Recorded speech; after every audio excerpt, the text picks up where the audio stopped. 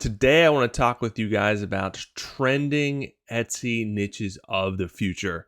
So you can capitalize on these markets and these niches and be prepared for what is coming. So let's take a step back to the future. Marty! You've got to come back with me! Where? Back to the future! I see what you did there.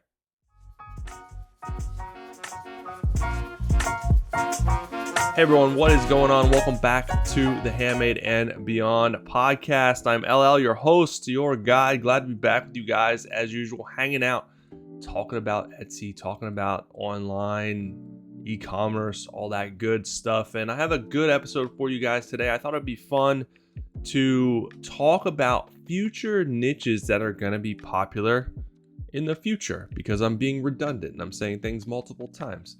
But there's a lot of niches that you can capitalize on and be prepared for and start now. So in the next couple months, couple years, when the traffic continues or continues to increase or continues to rapidly increase, you can capitalize on that and already have your shop set up, already have listings prepared for that traffic that's going to most certainly come. It's almost like the holidays, right? If you are prepared for the holidays, you know Christmas is going to be a big holiday. You know there's going to be a lot of people searching for Christmas stuff. So if you're getting your listings up a couple of months before Christmas, you're capitalizing on that holiday and you're getting ready for the traffic that's going to inevitably come. And hopefully your products are good, and all the other factors that play into selling successful on Etsy are good when it comes to your tags and your keywords and all that good stuff. So when the traffic comes, you can get more sales because you're prepared for what's to come. So trending niches are the same way. A lot of people do this with different, collectibles and all this stuff. They see possible trends coming and they're prepared, so they capitalize on the market because they're one of the people that are prepared when other people try to see what's happening and they get into it late and they don't make near as much money as the people that are prepared. So I'm going to give you a couple of niches that you can get prepared for. See if these fit into what you're already selling, what you're already doing. I'm not telling you to change your whole business model, but a lot of the things, a lot of topics and categories and niches I'm talking about, you can most certainly fit into what you're already doing in some form or some way, probably. So use this as a guide, as a beacon, something to give you ideas for the future. So the first one I'm going to talk about, and this is something that's all everywhere, all over right now, and that's AI stuff. AI is everywhere. It's big. It's huge. It's not going anywhere. It's going to be huger and bigger in the months and years to come. It's really groundbreaking stuff, and it's going to continue to evolve and be top of mind for people. So how can you make that work for your business? Well, there's a lot of things you can do regarding AI. You can do templates of prompts to give AI, because you got to ask AI in a certain way to get the information in the best way possible. If you're not asking it in the best way possible, you're going to get crappy information back. So AI doesn't fix people asking it things in not so good ways. So that's one way, but probably a more logical way is for, other than prompts and templates, you can do guides that are AI generated, but you can also do AI generated art. You can do apparel that's related to AI subject matter, not necessarily AI generated. And there's a fine line, right, with AI generated. Who owns that? Is it different every time? It probably is. There shouldn't be any copyrights, but this is still a little murky. But either way, you can do funny memes, slogans, sayings, different things like that. You can put on stuff to capitalize on the AI craze that's super, super big right now and in the future. So that's not going anywhere. So think how you can possibly utilize that if you'd like to put stuff in your shop and capitalize on that market. Number 2 is sustainable and eco-friendly stuff. This is popular now. It's going to continue to be popular in the future as we grow into a more sustainable world. Not necessarily because we all want to, because we are going to be forced to, because there's too many people in this world. We got to be more sustainable. Not to get on my high horse, but their sustainability is going to be top of mind now and in the future. So if you're doing eco-friendly stuff, sustainable stuff, or slogans and content-based products relating to that, you can capitalize on that eco-friendly / sustainable market. And I think Etsy is a big place that exists because of just the nature of creators and sellers. They're eco-friendly, they're environmentally friendly anyways. So Etsy's going to be a good place to sell those products. Number 3 is 3D printed products. All right, so this is, I'm sure you've seen 3D printed stuff. This is big in the news. A lot of things are happening. They just 3D printed a boat.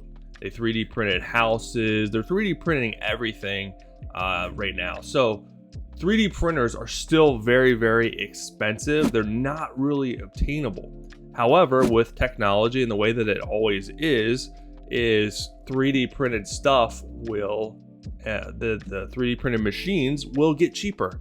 Just like the first computers with thousands and thousands of dollars, now you can get a computer for a couple $100.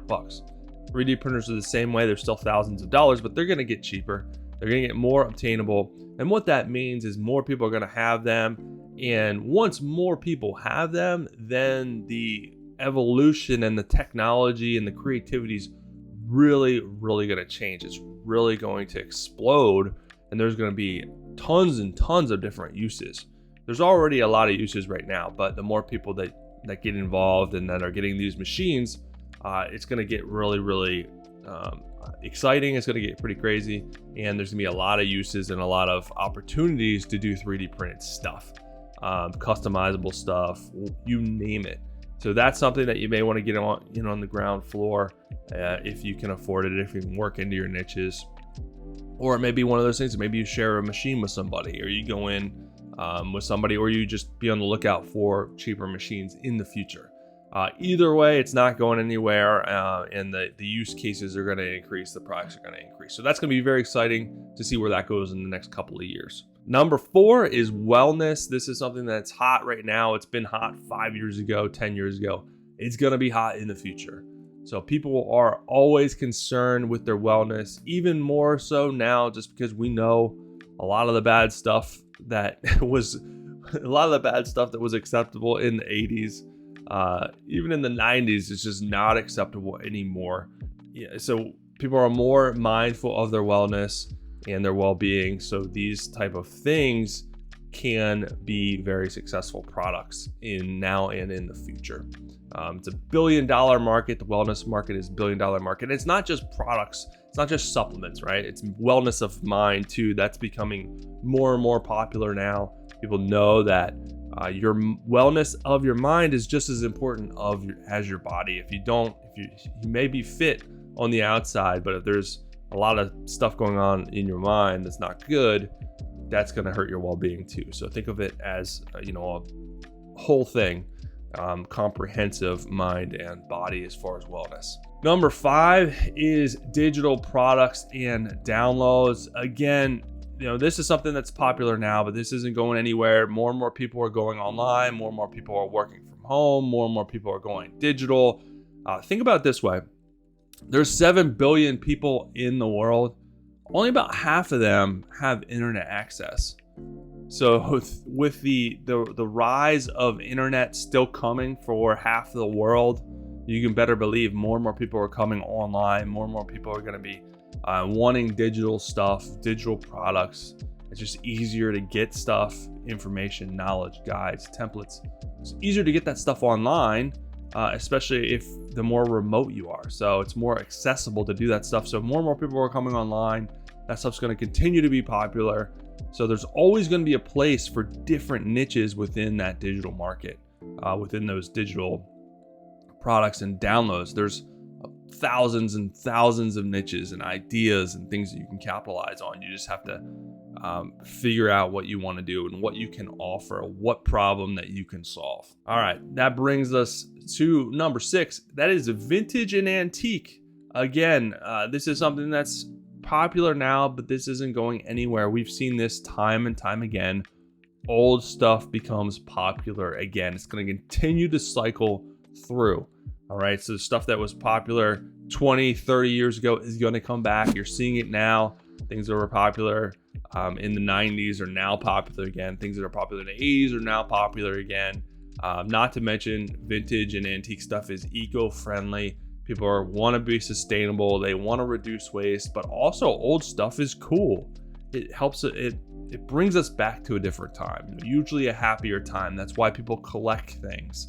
That's why they want the old stuff back. It reminds them of their childhood, or it reminds them when they were younger. So they want to reminisce. They like having that stuff in their house, whether it's old furniture, old collectibles, old clothes. It's going to continue to cycle through. So think about that. You can offer the next wave of vintage stuff that's going to become popular in the future. It's funny, I saw the other day that Apple products there's a huge collectible for old Apple stuff. The first iPhone, the first iPod, that stuff's super valuable, super popular now. So that's very, very interesting that stuff comes back. So think about what you can offer the next wave of antiques and collectibles and capitalize on that market. The last one I have for you is customized items. All right, customized and personalized stuff. This more and more people want personalized and customized stuff, just because it's more personable, right? And they want to buy something that's more personable for someone else. But with technology and the changes in technology and machinery, it's going to be more and more affordable and easier for sellers to offer this stuff. So maybe this is something that you want to do as well, depending on your niche. It may get easier and easier to do customized, personalized stuff. I know for me, I do screen printing. Personalized stuff is super, super hard. Not hard, but it's more expensive to do because I got to do one-off screens. It takes a good half hour or more to make one screen for a graphic shirt. And if I'm doing a one-off name on that design, it's not worth it. That's why I don't offer customized, personalized stuff. So it just depends on your niche, how hard or how easy it is. If you have like a glow forge that does engraving and different things like that, it's super easy to offer personalized stuff. And that's something that has changed, recently, whereas before that would have been hard too. So technology will continue to change, continue to evolve, and make it more and more possible for people to offer that within their niches. And if that's you and it's more affordable and easier, I would highly, highly recommend fitting it into your repertoire of products, offering personalized and customized stuff, because people love it and they will continue to love it and want it. And it may be more and more possible for you in the future. But that is it, guys. Those are the top Back to the Future niches that I wanted to talk about that you can capitalize on, fit into your business within the next couple months and years to hopefully increase your revenue, increase your bottom line, so that you know what is coming down the pike. If you guys like this episode, you like the podcast, you like the YouTube channel, please leave me a review, follow, share. I appreciate it. It helps me keep going to bring you these episodes and content. But I'll be back soon with another episode for you guys. Have an amazing rest of your day.